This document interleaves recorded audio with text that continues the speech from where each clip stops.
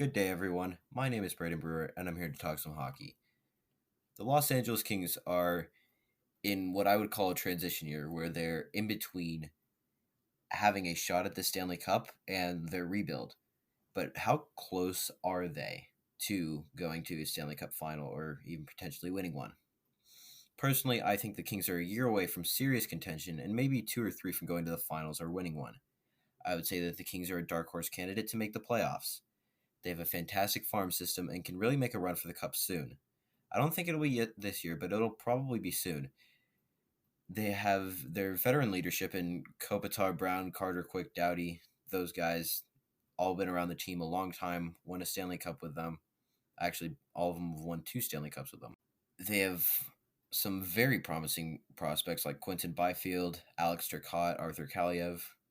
Some of the young guys that have already played for the Kings have also impressed me as well, like Austin Wagner, Adrian Kempe, and Blake Lizotte. The Kings have a very impressive future ahead of them, and I think they can see the light at the end of the tunnel of this rebuild. Last night there were 5 games around the league. I picked two that I thought were the most entertaining. Let's go over Vancouver versus Edmonton. Now, I thought Brock Besser and Bo Horvat were very impressive in their first game of the season.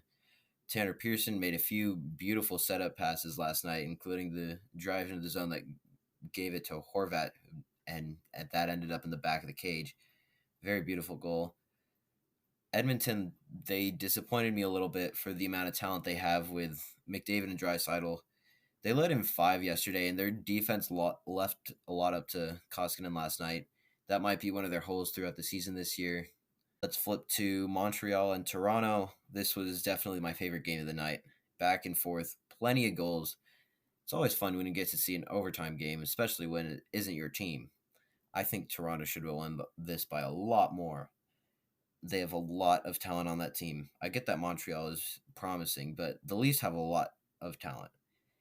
The Matthews-Marner 2-on-1 should have been put away. If they're able to put that in the cage, I think they win a lot more convincingly when they take the momentum first and they're able to add on to their lead. They don't give the Habs any points. I think it's early in the season, but you have almost 30 fewer games, and to get 30 fewer games to get going, and momentum is going to be a factor this year. Well done on the Habs part, though, to stay with one of the more talented teams in the league and steal a point from that game. The Canadians definitely have a very good shot at the playoffs. They just need to get a little bit better and put away those overtime games like those and take care of opponents like Ottawa, who are still in a rebuild. Now we're going to go through who I think is going to win the divisions.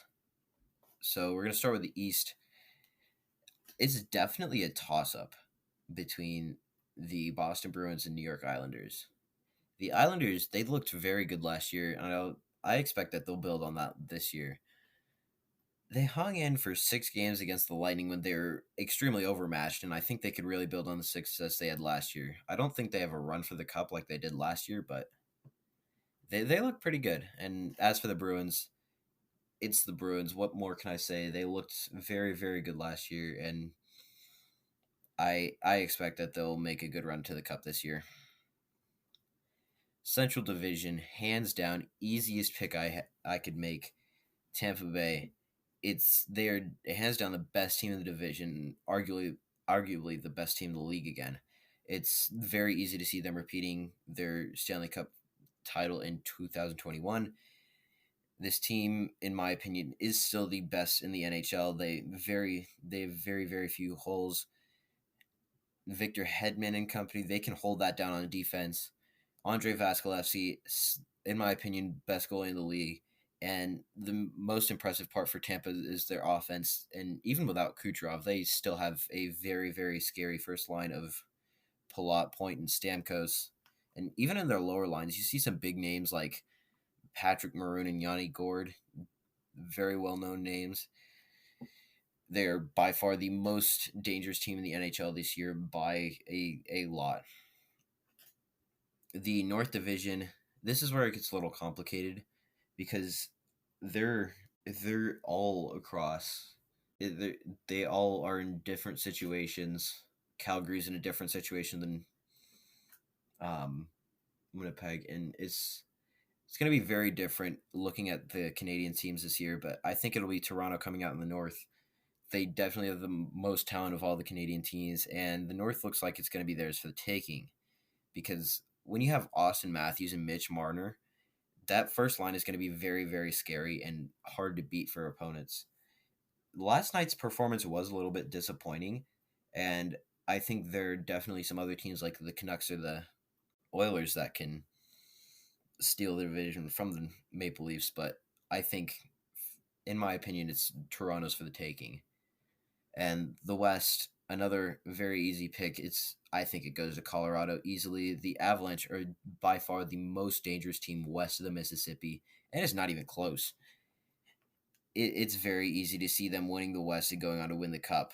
They have the best shot at competing with the Lightning in the Cup Finals, and it's very easy to see Nathan MacKinnon hoisting Lord Stanley's Cup after the season.